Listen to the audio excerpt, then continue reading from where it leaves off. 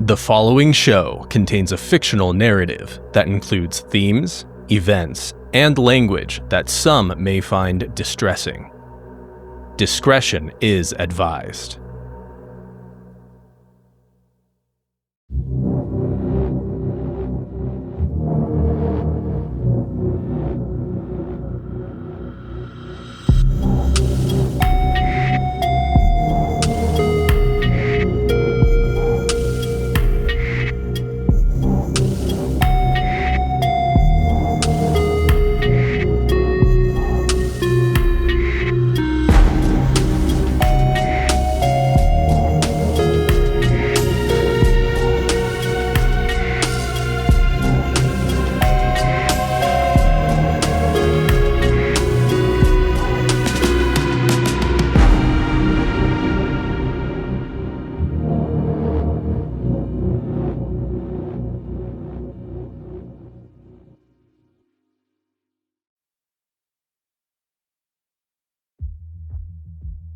Hi, I'm Libby, a hot air balloon.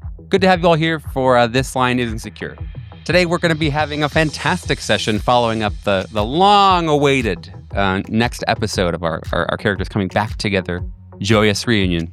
But before we do that, let's get a little introduction from our cast. Hello everyone, my name is Ty. You may know me as Deputy Marshal Reed Hollis, aka Agent Millstone. Hey everyone, it's Charlie. I'll be playing Adam Lambert, aka Agent Meridian. Hey y'all, this is Andy, playing Dr. Alexander Shoemaker and Agent Merchant. And I am Hawk, playing Heather Stodder, Agent Miranda, freelance hacker and mathematician. And as many hot air balloons say, toot toot. Let's get started with a recap today, and we'll run right into the session. Go ahead, Hawk, kick us off. Absolutely. After 20 long years, the members of MCell have gathered once more to begin an investigation on behest of the organization that they know as Delta Green. Summoned to Boston, they gather together at the Dorchester Inn and Suites before heading to their destination, a family Greek restaurant where they meet their new handler, a man calling himself Exeter, who does not seem to be well in several ways. Exeter informs them of the parameters of Operation India Moon. A quintet of Delta Green operatives have been held for some time at a local medical facility called Dorchester House. That name, ringing in MCell's ears as oh too familiar, is followed by their names: Stanley Harrison, Kyle Diasa, Lila Mack, Clem Plasad, and Tommen F. Prutoth. These individuals have gone missing. They have vanished or been lost somehow at Dorchester House, and this represents, to the organization that we know as Delta Green, an unacceptable continuance of events. A friendly at the organization, a doctor within Dorchester House, has been named to us as a potential contact. But beyond that, we have little to go on, and Exeter leaves in an extreme hurry. Somewhat unsurprised by his haste, by his strangeness, the now inured members of MCell gather themselves to leave, and they see something outside that breaks through their jaded positions. A group of people dressed in fumigation gear, repeating an ominously familiar phrase. There's a bug in the phone. There's a bug in the phone. Rather than confront these individuals, the unarmed MCell members fled into the woods, reminded as always that an investigation with Delta Green's like the beginning of a new love affair. It's full of surprises, and you're constantly getting fucked. Could not have said it better myself. And that's where we'll pick up this week. Yeah. The sound of the streetlights and the crunching of gravel are sounds that are joined now. The sound of each of you breathing heavily as you clamber through a bunch of shrubbery and some very odd-looking trees, a little small section of greenery that's been placed between the parking lot of the Gateway Bridges restaurant and a little housing development that's just nearby. As you all kind of duck and weave and bob behind the trees in Crunkle, yeah, of course, Crunkle, behind the shrubs and trees that are in this little verdant zone. I would like each of you to give us those sweet stealth rolls, please. Starting with Millstone. 22 over 10. Next up is Meridian. 44 under 50. And as always, Merchant. 77 over 10. 16 under 33. A few of you duck and cover more gracefully than the others. You are each very aware of the sound of gravel. And again, it's not really a run. And maybe a run would even be more okay with you or less scary or terrifying if they were running. This group of people wearing these large masks that look out of date. They've got these large canisters on their back, these big, almost rubber-looking clothes. Their running would probably be less frightening than the speed walk that they've all begun doing at about a medium pace towards you. It is totally unsettling to think about the reason that this many 20, 30 people fumigating a parking lot would be rushing towards you after seeing you. And they're all saying the same thing in this low hum that probably wouldn't be understandable if you had not already heard it close up. But they're certainly all saying there's a bug in the phone, and they all seem to mean it, and they all seem to be saying it in unison. The sound of all of your bodies hitting their respective hiding places, again, is quieter for some than it is for others. Merchant and Millstone, each of you chooses a poor hiding place, one that is not, well hidden from these people that are approaching you. And I think that probably both of you would have an idea of that. There's not much foliage here. You don't have, a ton of brush to hide behind. There's enough that you can kind of get down and become out of sight a bit more, and so far as clearly Meridian and Miranda have done. But I believe that each of you probably knows that this is not a good enough hiding place. Maybe you hope it is, but it's not. Talk to me about what your character is feeling, what they're thinking in this moment, just outside the Gateway Bridges restaurant in Boston, toward the evening hour. We'll start with Millstone. So Millstone was running toward this park, this wooded park area, and he sees like a publicly funded, little trash can and a bench sitting right next to a trash can like you would normally see. But he's seeing it from the side angle as he runs up. Like he's directly to the side of it, and he runs up to it, throws himself over the bench and hides behind it. But now looking at the bench head on, he realizes this is one of those kind of mesh benches, big kind of chain link pattern on it. If someone were to walk by, they're going to see him right there behind it. Definitely not the right thing to hide behind, but it's what he's got, and they're hot on his heels. And he has a second there before they catch up with him to kind of mentally come to terms with the fact that they're saying what they're saying. And suddenly he's back at the Mossy Green Hotel with cheap plastic headphones on his ears, and the pain of recreated breath right next to a pickup just blowing out his eardrums through these headphones. There's a bug in the phone, a bug in the phone, a bug in the phone, a bug in the phone. And sharing that moment of disconcertion and terror with Miranda and the others. And Reed, his prostate isn't what it used to be. Reed pees a little. Small p from a very valiant man, And what about Merchant? So Merchant took off running, and he locked eyes on the perfect hiding spot, and all of a sudden did not see the rock that he tripped over, and is now absolutely sprawled out on the ground, cursing the fact that Father Time is undefeated, and he is not a hotshot FBI agent anymore. He is a dotty old professor, and bones are hurting, muscles are hurting. And he looks out into the wooded area, and he can't see Miranda or Meridian, who he believes is his only hope. He sees, instead, just locks eyes with Millstone. And he remembers that it was in a park walking with Antoine. That was his last moment of being happy in the last 20 years.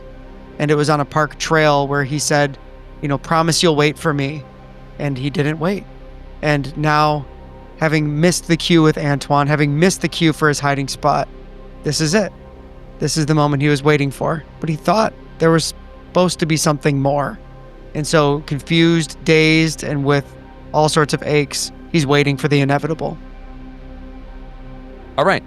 So one for each of Millstone and Merchant. One for each of these gentlemen approach you, or people, or gentlewomen, who knows? Gentle humans, maybe. When they approach you, they're not like raising their arm to strike or anything like that. They're approaching you with the hand that has the like sprayer nozzle in it. They're kind of lifting it up so that it's like about knee height on them, or the nozzle itself is about knee height on them, and a wall of them kind of come in front of, or I guess come to block the line of sight between between Meridian and Miranda and Merchant Millstone, such that those in the little forested area, neither of you can see Millstone and Merchant after this kind of crew of people. They kind of step in front. So there's a block now. You got to make it fast. Yeah, I will relocate. Okay, got it. You're going to go to the place that makes the most sense for you, roll athletics. Hawk, does your character want to do anything else? Again, quick, they make a wall of people here. Where am I hiding? Just like in a nook around the side of one of the buildings? No, you're like in this little forest area behind a tree. Don't have any indication I've been detected. The best thing to do is to stay still and quiet. See and wait for developments. Yeah. Got it. Because of Meridian's very high score in stealth, I don't think you would necessarily hear him running away or see him running away, but you get the feeling you're alone pretty quick. Mm-hmm. Meridian, what was that athletics? 77 under 80. Nice. Hell yeah. So for both Merchant and for Millstone, you both, see this person approaches, one of these fumigators approaches. He's got the nozzle around his knee area and walks up to you and gets within, I don't know, handshake distance, maybe a little bit farther back than that, a foot or two farther back than that, and lifts up this sprayer nozzle. It seems like they mean to spray you with it. Are you gonna allow that to happen? Get that shit out of my face! Like, don't spray me with that. Okay, that's not the kind of thing I like to be sprayed with. Get that out of here. Knock it out of his hand, or just knock it away. Merchant is going to try to scramble away. Both of you trying to either deflect the spray or get out of the spray's range of influence. Each of you feel like a little bit of something, a little like a water or some kind of liquid that hits you on the back of the neck as you're kind of clambering away. And none of them are trying. They're kind of around you a little bit. They're not super close, but again, there's that line blocking your vision, and so each of you is able to run away pretty easily. But you do feel something kind of spray across the back of your neck. And as you run out, they're still saying there's a bug in the foam. There's a bug in the foam. And they're not saying anything different about it. They keep saying that. But you can run you can try running back into the grove now if you would like to. Basically, at this point, they've all kind of just stood there now. After getting this whatever's on you, they've all just kind of stopped what they're doing, not running at you or walking at you at all. They're all just kind of watching you as you run past them to get somewhere else. So Reed's not running away. He feels that on the back of his neck. He was trying to bat away the one in front of him. So obviously they've got a circle around him now. He's pissed. He doesn't know what that is. He feels that on the back of his neck. Immediately sort of bum rushes the one that's like right in front of him and goes to remove his mask. You bum rush. As soon as you touch the liquid on the back of your neck, they stop saying there's a bug in the foam. And they start saying the Patsu? And they keep saying the Patsu with that inflection, as if a question. The Patsu? The liquid in your hand is red. Doesn't seem to be blood, a little bit too, clear, viscous. It looked like watery strawberry jam. Yeah, I think that'd be fair. Yeah, very watery strawberry jam. You bum rush one of these fumigators. You're on top, try to get the mask off. No one's stopping you, including the person who you've tackled. But you grab the bottom of the mask and you try to like rip it all the way up and off. The hotel manager for your hotel back near the McAllister, that's this guy. The guy that was talking to all these angry people in a vestibule lobby about how things were broken or whatever. He's the one under the mask, and And when you take the mask off, you now hear him, and he's saying like something.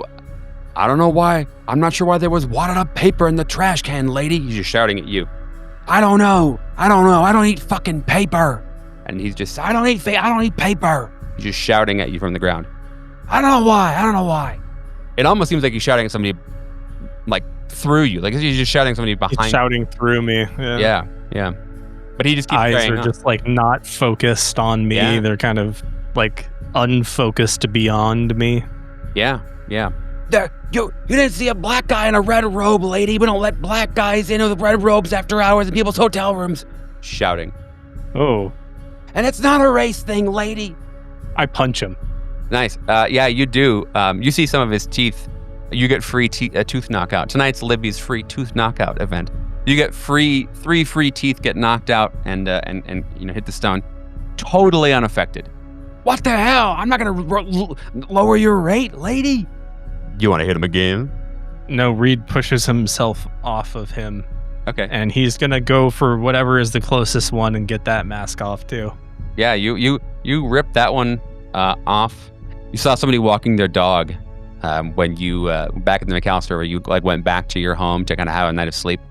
And you remember pretty vividly that there was a lady who was kind of out on the sidewalk. There was an easement there, and she was like, Henry, you can't shit on the sidewalk. And she's like looking at her little like corgi dog who's there on the sidewalk, and there's like a big pile of shit on the sidewalk. And she's like, you can't shit there. People live here. I don't know, maybe. And she's just like, and again, this is her. She's wearing a full like extermination outfit. Her mask got ripped off. Her hair is all askew as if she was wearing a mask a moment ago. And you look down, and the nozzle thing that she was holding is actually a dog leash, and there's a dog there.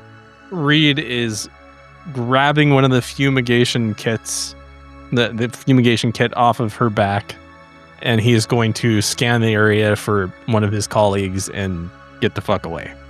All of your compatriots, they're all kind of in the wood line now. And Meridian's farther away from the other two, but they're all in the wood line. They're all stopped, and they're all watching you. And they've got this look on their faces. It's the same look that you gave. Well, not the same. Very close to the same look that you gave Meridian when Meridian was viciously stabbing a man in the throat. This look of like, oh my God, what are you doing? But it's even scarier because it's not that. They're not like shocked and agape in horror at the thing you're doing, but you don't know you're doing. They're realizing that it's happening again. All of them are realizing that it's happening again. So it's a realization that you're not with yourself, but also that there's a very good chance that they are not with themselves either. But you have in all of your perception, you have the fumigation pack of one of these fumigators. Yeah, you grab it, a little bit of like this red kind of watery strawberry jam does kind of flick on you from, who knows, the nozzle, or maybe the tank is loose or whatever it is. But you have it in your hand. And there are still fumigators all around you from what you can see. But they're not walking towards you. Are we all experiencing this the same way No. he is? No, you're not. And this is a decent point to bring you in, actually. Thank you for that. All of you pretty quickly ran away. Merchant, I guess I didn't ask you overtly. I kind of assumed that you weren't really in the mood to have a discussion or stick around with any of these fumigators.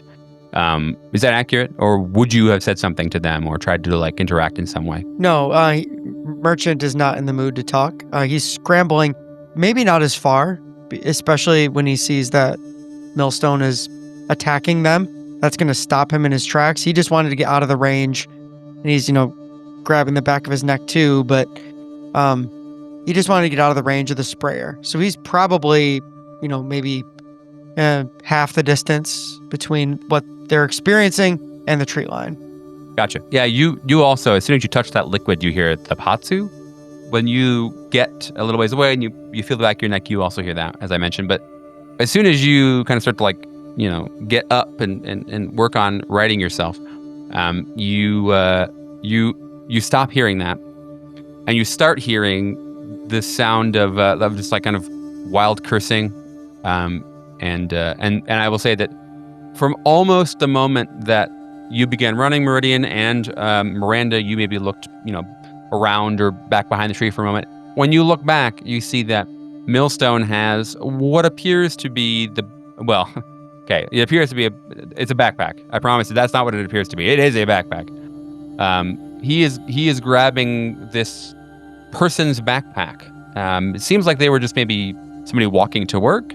Maybe they seem to be very innocent in all ways and looking at them. They've got the nice scarf on, well done hair, so to speak. This kind of bright red backpack that they're wearing, and Millstone is like grabbed onto it and has begun to kind of like shake it back and forth. It's like trying to seemingly get it off of this person who's walking by. And of course, the person's like, "What the fuck, man? Let me go!" And is like fumbling in his like keys or pocket for something. Like, I'm gonna fucking spray you, man. Do I no longer see the fumigators? No, yeah, you stopped seeing them almost as soon as you began righting yourself getting up. I'm going to emerge from my hiding place, like gritting my teeth and angry about this, and start shouting at Millstone to try and get his attention and to pull him away from whatever fucking situation he's in.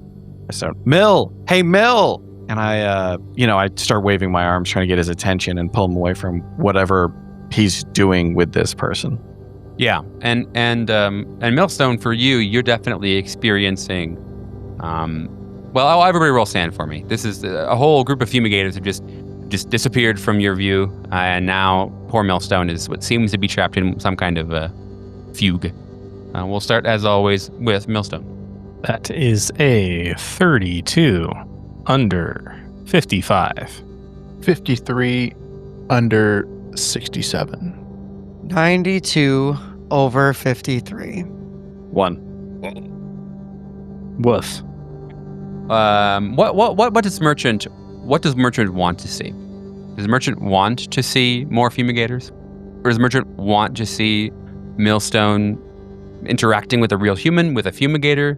Do you want to see something that you feel like would be indication that this is real and happening to you? Yeah, he wants there to be continuity. He doesn't want fumigators to disappear. For those of you who failed, which I guess is exactly Merchant, unless I misheard, you lose 1 sand from the Unnatural. All the rest of you're all here now, and that includes you, Millstone. You're here now. You've got this person by the handle of their backpack, and just down the road now, you see that there's the group of fumigators are still here, but they are all lined up and single file line, and they are all slowly getting on to a very old yellow bus, and they're all filing on, and you see they're like in the window, kind of bumping against the seats as they're walking down the aisle, and they all have their seats in the buses. I'm not sure exactly how much attention each of you would put there with Millstone having the episode he's having, but you see at least that. And now what do you do? So Merchant is fixated on the bus because this is what I want to see. Mm-hmm. Does the bus have any markings labeled, school system on the side or something like that? It says on the bus, it says Massachusetts State Police. Then seeing the word police, realizing now that Millstone is committing a crime, his attention swings from the bus back to Millstone. Millstone! The human that you have by the backpack handle, which certainly sounds like innuendo. I'm really sorry, listeners. He is not very pleased with what you're doing, but seems confused and obviously in a state to get his backpack back. What the fuck, man? What are you doing? It's my backpack. Reed's like, yeah. He's got a hold on it, and he pulls him around, swings him around face to face. He's like, it's a fucking the patsu? What's a patsu? What the fuck are you talking about? I don't know, man. I don't know. What the fuck? No, I don't know what patsu. I don't know. Is that some kind of fucking food or something? Millstone! I don't exactly know. Reed! Whoa. Does that snap him out of his reverie? I don't know. Let's my friend, find out. You are uniquely positioned to answer that question well. He rolls an intelligence times 5. Okay. I'm cool with that. And fails the roll pretty significantly with a 92 over 70. I think that at this point Reed's just like so maniacal that he's even though that he's experiencing that, he's just like he's stuck on that phrase and on the image of the he's still seeing a gas mask. He's still seeing the fumigator, even though there's just this like alarmed man in front of him. And he's just like, what fucking phone is it? What fucking phone are you talking about? Bug in the phone? What the fuck is that supposed to mean? I'm gonna fucking spray you, man. Reaching in pocket. Merchant is gonna close. You already fucking did. Merchant's gonna close and put his hand on Reed's shoulder. Reed, he's not the problem, Reed. You need to stop. So Reed's gonna roll unarmed combat. Yeah, I'm down. To swing on whoever is trying to stop him from figuring out who just sprayed him with strawberry jam. What a world we live in. It's a 25 under 80. Okay. I don't know. Merchant, is there a world where you were ready for that? If there is, I'll listen and perhaps let you roll something, but I don't know. I mean, at best, I would have a reactive dodge from like the background What about of being in the dodge, FBI. like dodge minus 20? What's your dodge? I mean, it's base dodge 30. Yeah, no way. No shot. Okay. No shot. Not even a roll. Yeah, I mean, if you want me to roll minus 20, I don't think that's even possible though. You weren't ready for this. Honestly, even Meridian maybe wouldn't be as ready as you need to be for Reed to just fucking spin around and clock you. So yeah, Reed, go ahead and you do damage to Merchant. Presumably, it's a 1, right? Unarmed is 1. What's an unarmed strike? What is it? Like a D4? I think it's D4 with the modification based on your strength, and so it's either 1d4 minus 1, 1d4, 1d4 plus 1, depending on your range of strength. Yeah, it's 2 plus 1, so Or that's 3. 3. If you spin round and you clock Merchant very squarely upon the jaw, Merchant, I'll be a benevolent god and say that he just misses your knockout button, and instead gives you a good shiner across the cheek, and you hear your nose kind of snap as it connects with his fist. You immediately begin tearing up and bleeding from the nose. What the fuck is this? You guys a bunch of fucking drug addicts with some shit? Let me go, fuck nuts. He's like, now he's got something. He's definitely got something in his pocket now. That's it, man. I'm gonna fucking spray you. I would imagine at this point, Reed sees blood coming out of Alexander Shoemaker's face directly in front of him. Oh, yeah. Mm-hmm. That's enough to snap him out. Meridian and Miranda, what are you two doing during this? I want to know so that I can know whether the guy is going to spray him or not. I am getting the license and registration details. Well, not the registration. I'm getting the license plate from the back of the bus, writing it down, and I am trusting Merchant to de-escalate while I take as many photos of the bus as I can in case it is relevant later. And Meridian? We'll walk up next to the two folks and say, I think we can handle it from here, sir. The guy's like, what the fuck? Yeah, I hope you can. He handled me for no fucking reason. And he like, get lost, dickweed. Fuck you, man. And he's like, it's like, fuck you. And he like turns to like walk away, but he's definitely not. He's not taking his eye. He's like doing the look back thing every so often where he's not taking his eyes off you. Miranda, you go to take the information from the bus, the license plate. And you thought there wasn't one, but there is in fact a license plate. The license plate says HKG3, and you can write that down if you want. And there's Massachusetts State Police on the side. Nothing else super identifiable about this bus. You are all now in the parking lot of the Gateway Bridges restaurant. For thematic effect, a napkin, much like the one that you found in Abigail's Wright apartment many, many years ago, is kicked up by the wind and flies past you. A taunting gesture, certainly, by whatever cosmic deity is here tonight with you. The atmosphere in the parking lot is, nothing short of either idyllic or devastating. And so both myself and I'm sure our listeners and viewers are very excited to see what happens next. Well, I can say for absolute certain that Dr. Shoemaker is going to be treating his own face and trying to staunch the bleeding, hopefully reset the nose if necessary. So just rolling a little first aid. I got a 10 under 60. Nice. To take care of some of the... and it's just like walking away, not stomping away, but not super thrilled that he's bleeding in front of everyone. Yeah. Well, and noses and faces bleed very, very, very much. So you're like having a hard time collecting and all this. Yeah. And And this shirt was probably worth a lot, so he's a little upset. Resetting your own nose is like something. So, but as of now, yeah, you seeing the shirt is ruined, you get a little bit of fabric off of it and shove it up your nose.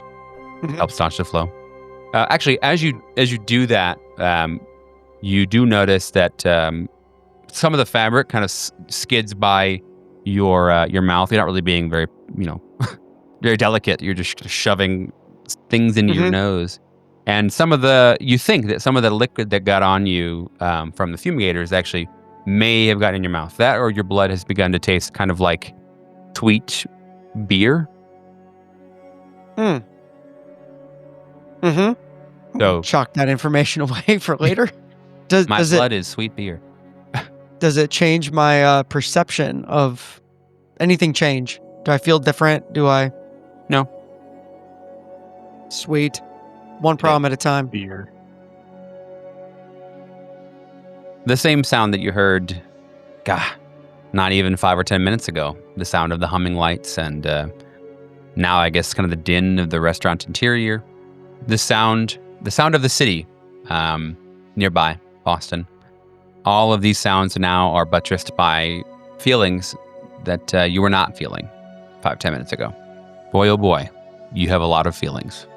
So I guess now we decide what happens. As you all stand there in the parking lot of the Gateway Bridges restaurant, probably evening time, sun has gone down.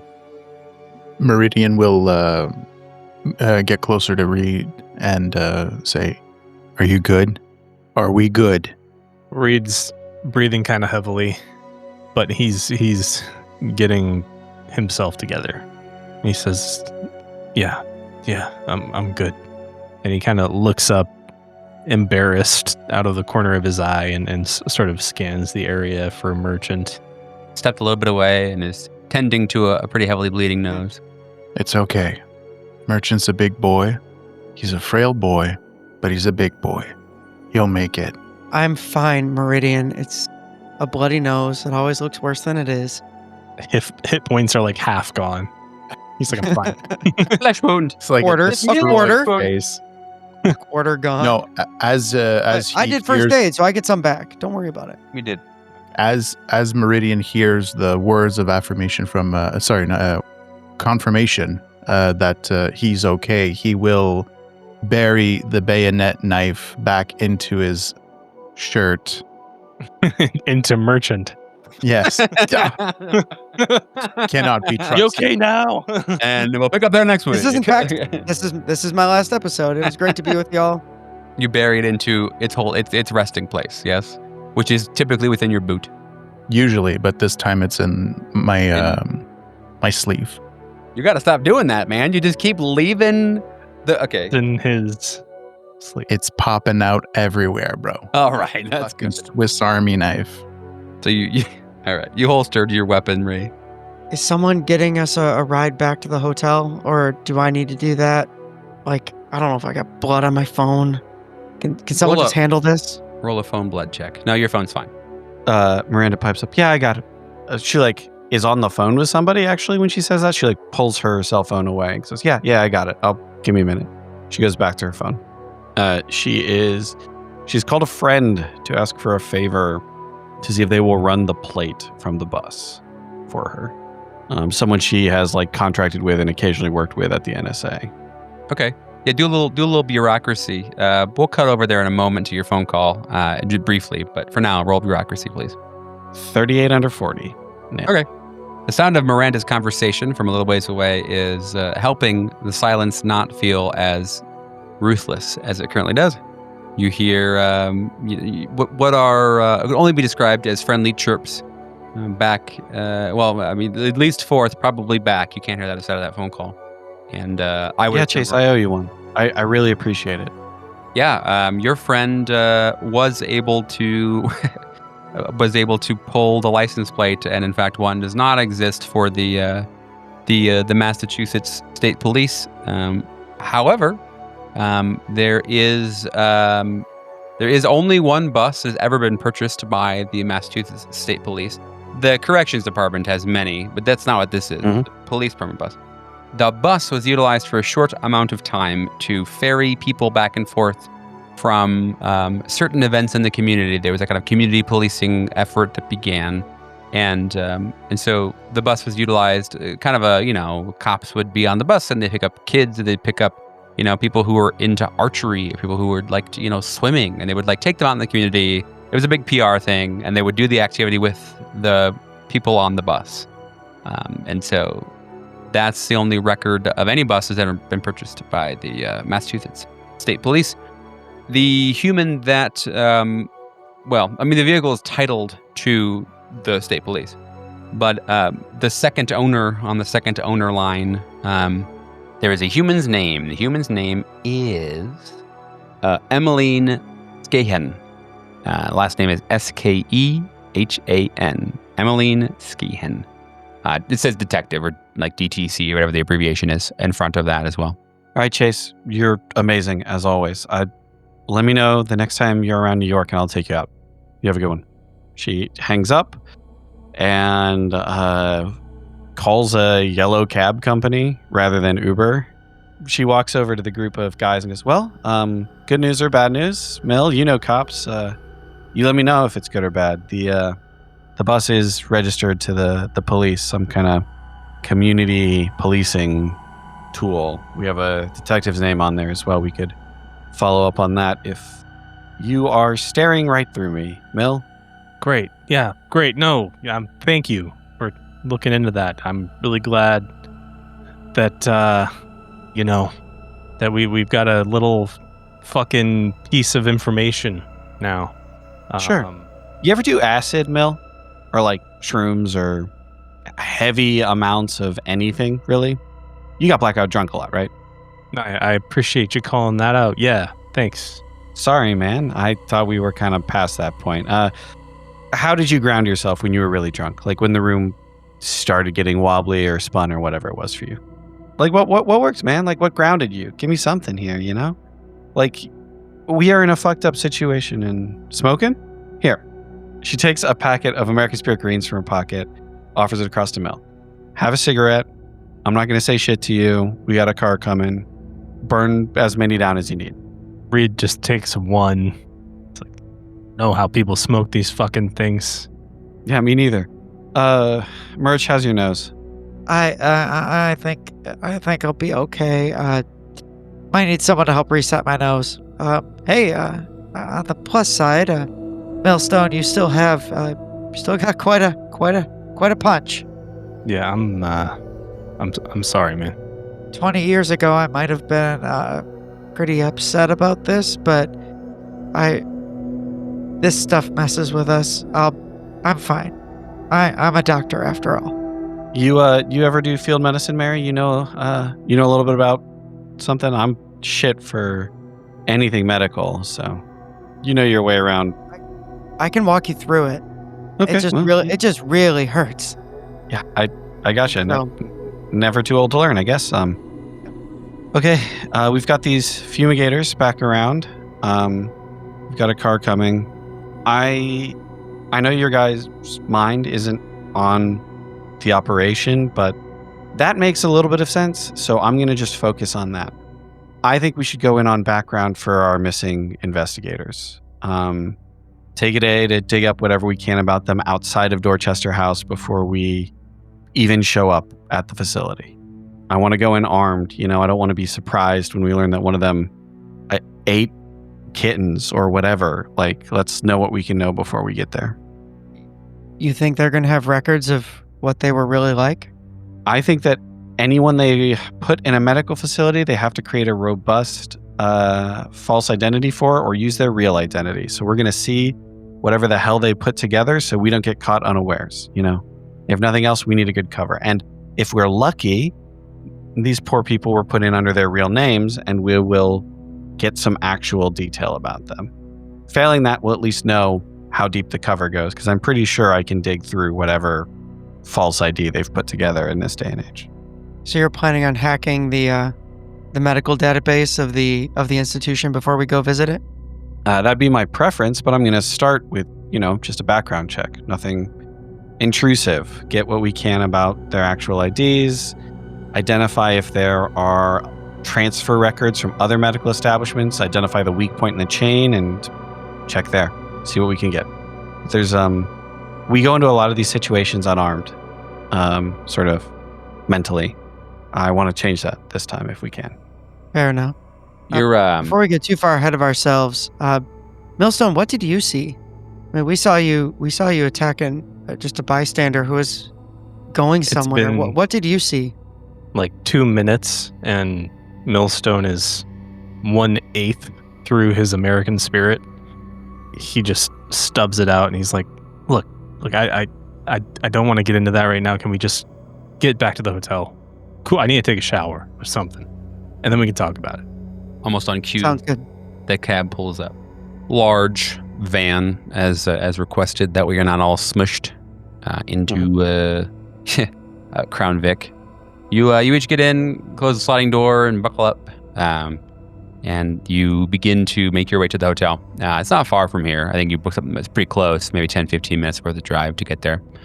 Well, everybody roll me alertness. No. And actually, Merchant, yeah. Merchant, you have plus 20 on that, as does Millstone.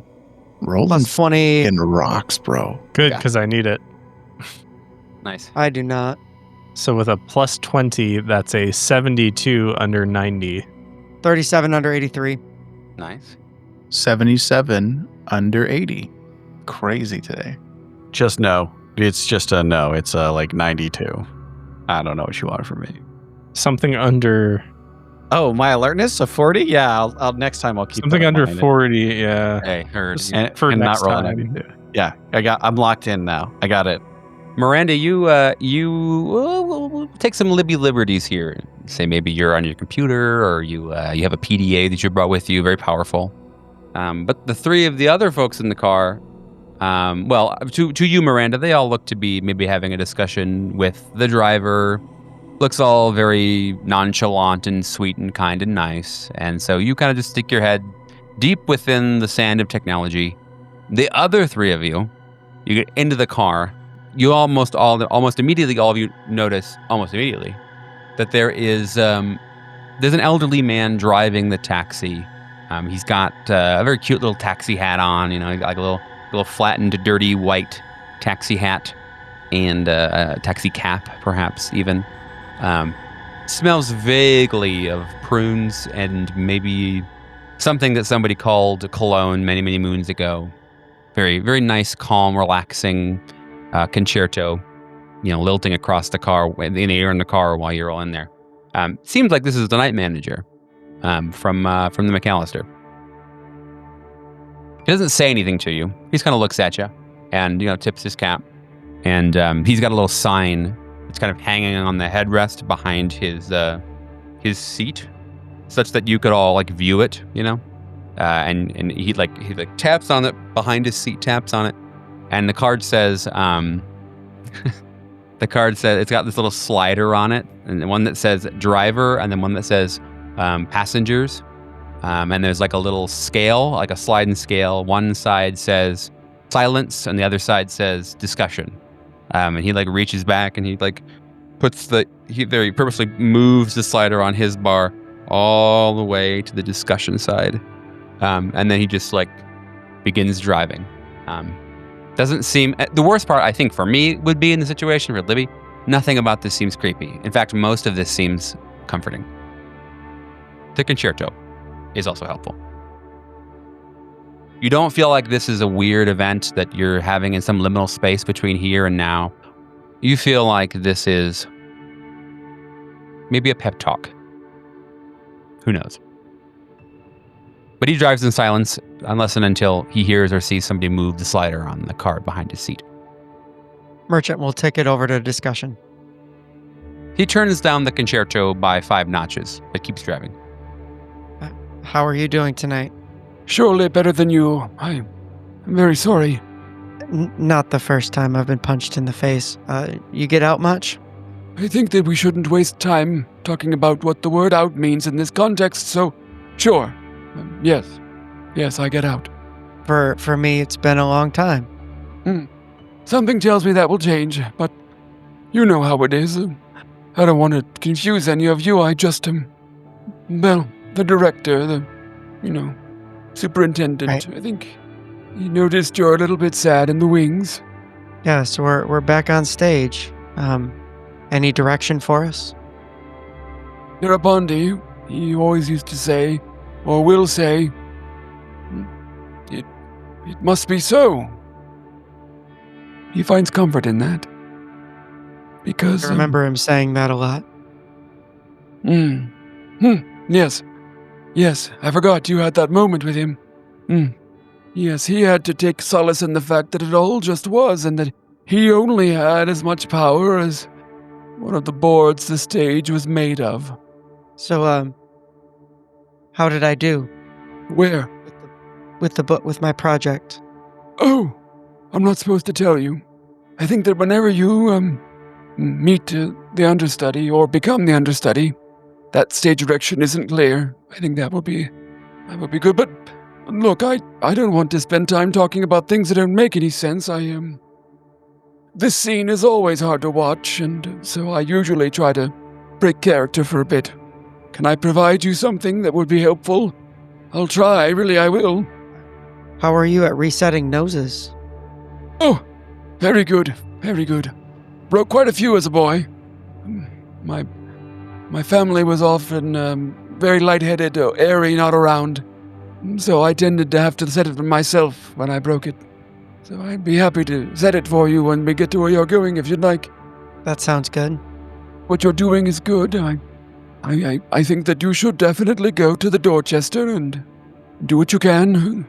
It's very important that you get to the next part of the show, and you don't get there without going to Dorchester, but Dorchester really does becomes quite a passing phase between the second and the third. Once you go there, things tend to spiral pretty heavily, so I think you should take time tomorrow and maybe even tonight to do a little research, because each of you is on the path, and I think you've all got it. Really, I think you've begun acting your part well. I mean, the superintendent, he's happy so far. Well, he just is. You understand. Yeah. But Millstone, you're certainly not very happy. Oh, wait, have we said his name yet? Looks around. Has his name been uttered yet in public? I think it has, yes? No. Oh, I don't mean to be tricky. Look, I'll use Millstone in that case. Millstone, you seem very sad, young man. Oh, middle-aged man. I don't know what time it is yet, but is there something I could do to help you? Or the superintendent, perhaps? Certainly we don't want our actors to be dejected. What could you possibly do? Oh, I don't know. You're all such nice human people. I feel badly sometimes. I'm sorry. Yeah, me too. That seems like a pretty apt moment for you to pull up to the hotel. So you do, and he doesn't get out of the car. He doesn't help with any of your items. Doesn't even say goodbye. He just he looks as the door is closing. He slips some paper in between the door and the door jamb. The door crushes it, but he opens up the door again, and there's a piece of paper in the door Merchant jamb. will snatch it up. Okay, you grab it. He said, And also lean in and be like, do you have anything for me to bite down on when you reset my nose?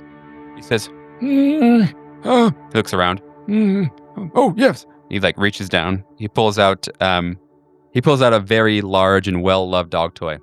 He hates it, the dog, so if it'd help you, here you go. Did you get his name? The dog? No. I never get it. Well, I don't think I do. The end of my story is not really much of my own interpretation, but I don't think I do. If you find out, let me know. Oh, you won't. I'm working on it. All right. And he says, that paper. He's like, oh, yeah. Come around by window. He rolls down the window manual style. All right, Puts it in place for you. Striking pain for moments. Yeah, you hear the snapping. I'm sorry, young man. That paper, by the way, don't tell anybody you got it. I mean, you can tell your, friends. But don't tell anybody else. Keep that to yourself. That's not supposed to come until later, and I just get in trouble sometimes. I care too much, you know. The bloodline's not important. I gotta go. Rolls the window up. Oh, I think the dog is in there, by the way. Just be careful. And he just pulls the van away, almost peels out the van. Smoke and soot come from the back of the van as if it's a much older vehicle. Drives away. I'll open the paper up. Quick skim has been printed from a dot matrix printer. It is by the Commonwealth of Massachusetts. It's the state police. It looks like a letter of some variety addressed to one Detective Lieutenant Elias Barbas. In skimming, it seems to be that he is being placed on leave for failure to perform some kind of duty. Merchant will just kind of tear a small corner off of it while handing it to Miranda. This might help with your bus investigation. Sure. It is written in this, courier new type format here. A letter to Detective Lieutenant Elias Barbas from the commander of the Massachusetts State Police on 18 August 2015. It says the subject is notice of administrative leave, and would you please read that letter for us, Miranda or Hawk? Detective Lieutenant Barbas, this letter serves as formal notification that effective and immediately you are hereby placed on administrative leave from the Massachusetts State Police pending the outcome of termination proceedings. Action is taken in response to continued absence without leave since June 2015. Failure to report for mandatory psychiatric assessment. Document behavioral and disciplinary concerns, including the incident of June 8th, 2015 involving detective and here the name is redacted. As of the date of this notice, you are relieved of all duties and are required to hand in all your badge, service weapon, etc. August 22nd, 2015. I'm summarizing from here on out. Police union has been notified and is contesting. Of course they would. Failure to comply. Personnel office. Respectfully, the commander of the Massachusetts State Police. So we've got a name, someone placed on administrative leave. Elias M. Barbas. Yeah. Well, I'll run him down too in my background on all of our current name collection. It'll be a big day for me tomorrow. Okay. I can help too. Great. Many hands make the devil's playthings or whatever. That is exactly what the kids say nowadays. I'm glad you brought it up. You all make your way through the lobby of the hotel, make your way to your hotel rooms. Are any of you going to gather up, discuss before you go to bed? Or are you planning on each of you maybe spending some time with yourself and going to bed and then waking up anew tomorrow? I am going to hang out in the lobby and force myself to read something unconnected to the case. I've got a bunch of cheap printings of plays that I just packed with me as something to distract myself. And I just want to be around people who are not currently in a mental break. Yeah. How reasonable of you. Yeah. Okay. Reed is, I think, wanting some time to himself right now. He gives sort of another sheepish apology to Shoemaker. He hits his room. He's getting into something comfortable, and then he's going to sit over at the desk, like the work desk that's provided in his room. And he's bringing over the water bottle that's in the room and some coffee stir sticks, and a few packets of sugar in the coffee maker. He's heating up some water in the coffee maker, adding sugar to it, creating a sort of a fine paste with it. He's breaking apart pieces of coffee stirrers, and he's gonna set to whatever work it is he's doing with those as we sort of fade out of his perspective. Mm-hmm. Do we have a hotel restaurant with a bar attached? It is of the most minimal variety. It's not special. It just is a white countertop bar. They've got a fridge and some beer and maybe a couple bottles of wine. It exists. Yep. Merchant will look over at Meridian. I need some painkillers. Buy you a drink? Abso-fucking-lutely. I love how that relationship is adorable. Keep doing that. So I think that each of you are having a reaction. I think each of you have felt hopelessness before, and not really anybody gets to say that they've felt that. Maybe some soldiers in far-off wars, maybe some people running for asylum, or people that are in serious trouble. But generally speaking, hopelessness is not a thing that people really feel to their core. And you felt that a while ago. 20 years ago, you felt that. You felt that feeling of just no way out, both literally and figuratively. And now I think you're all having a reaction. You've all gotten a taste again.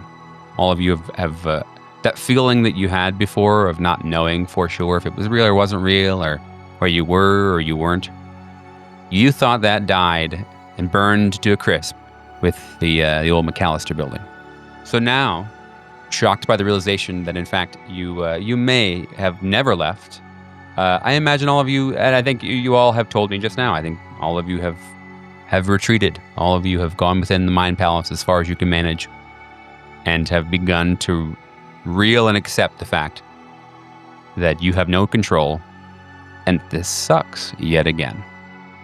Merchant knows he should experience that, but part of the reason he's having his beer with Meridian is he knows he asked Meridian to do something for him 20 years ago, and he's actually, hearing the words become the understudy kind of excites him.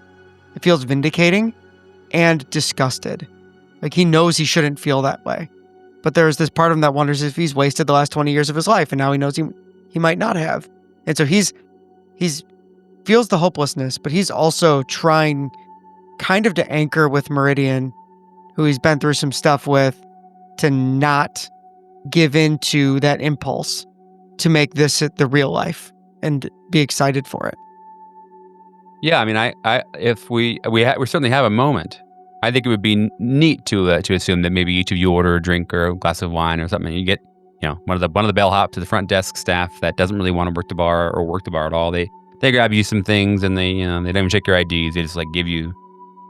There's a crappy football game on the TV. I guess it's not football season yet. There's a crappy sports ball game on the television that each of you are. You both, you and Meridian both know probably enough about to understand what's going on. Obviously, like the rules and such. Neither of you are engrossed, but it's that thing that guys do, where when they hang out, they get a beer and they watch the sports game, and there's some safety in that, Do you think that that Merchant would directly ask his question he always asks? Yep. As soon as the bartender walks away, he'll just kind of lean in. Are you here for me this time? Not yet, Merchant. Not yet. If we had a film crew and a show, which we will someday, don't worry, they would be kind of rushing around the hotel, fast angles. We kind of move out from the bar, and we see the two of you sharing a moment, zoom by, and Heather's room, or Heather, I guess, in the lobby area, looking over some files and maybe catching a small grin, and then flying over to Millstone's room, where he's begun working on something. In Reed's room, the camera kind of comes in and you see Reed's naked body obscured by the water of the bathtub, and he gets out, does not dry himself. The camera is tastefully above the waist, and he walks over to the desk where his finished project sits, and he goes over to the vanity, grabs his lighter, and walks over to the table, and the camera comes in close and pans down on a smaller than usual, but one in a long line of scale recreations of various levels of quality of the McAllister building. And in the darkness of his room, you hear the click of the lighter, see the shadows playing against the face of this model, and he's bringing the flame right up to it, just like he normally does. But then Reed makes a choice, and he lets his finger off of the gas. The frame goes dark. We will certainly find out whether or not that little house gets burned up next week. Or maybe we won't. Who knows? Probably not. There's a third option. Reed lathers himself in lotion and runs down the hall.